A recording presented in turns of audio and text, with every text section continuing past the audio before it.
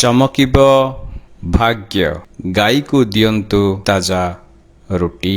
ସୂର୍ଯ୍ୟ ଯେତେବେଳେ ଗୋଟିଏ ରାଶିରୁ ଆଉ ଗୋଟିଏ ରାଶିକୁ ଚଳନ କରନ୍ତି ତାକୁ ସୂର୍ଯ୍ୟଙ୍କର ରାଶି ପରିବର୍ତ୍ତନ କୁହନ୍ତି। ଗ୍ରହମାନଙ୍କ ରାଜା ସୂର୍ଯ୍ୟ ପରିବର୍ତ୍ତନ କରୁଛନ୍ତି ଅର୍ଥାତ୍ ଆପଣଙ୍କ ଜୀବନରେ ପରିବର୍ତ୍ତନର ସୁଯୋଗ ଆଣୁଛନ୍ତି।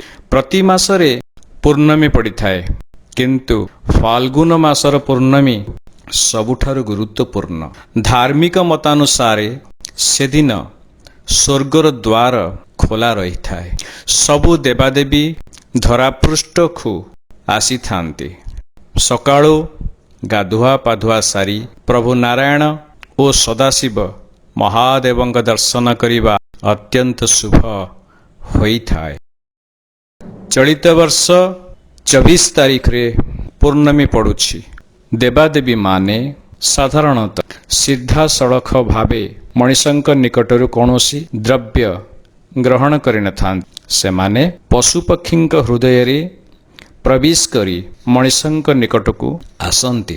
ଯେଉଁ ମଣିଷ ପବିତ୍ର ହୃଦୟରେ ପୂର୍ଣ୍ଣମୀ ଦିନ ଗାଈ ବାଛୁରୀ ଷଣ୍ଢ ଅବା ବଳଦକୁ ଫଳମୂଳ ପନିପରିବା ନଚେତ୍ ପିଠାପଣା ଖାଇବାକୁ ଦିଅନ୍ତି, ସେମାନଙ୍କର ସବୁ ଅଭିଳାଷ ପୂରଣ ହୋଇଥାଏ। ଆପଣମାନେ ଦେଖିଥିବେ ଫାଲ୍ଗୁନ ପୂର୍ଣ୍ଣମୀ ପୂର୍ବରୁ ଗୋପାଳମାନେ ଗାଈ ବାଛୁରୀକୁ ଗାଧୋଇ ଦିଅନ୍ତି।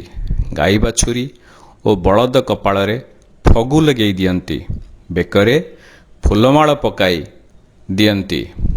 ଚାରି ଖୁରାରେ ଅବିର ବା ଫଗୁ ପକାଇ ଦିଅନ୍ତି। କୁଲାରେ କଦଳୀପତ୍ର ରଖି ତା ଉପରେ ବିଭିନ୍ନ ପ୍ରକାରର ପିଠାପଣା କ୍ଷୀରି ବାଢ଼ି ଗାଈ ବାଛୁରୀକୁ ଖାଇବାକୁ ଦିଅନ୍ତି।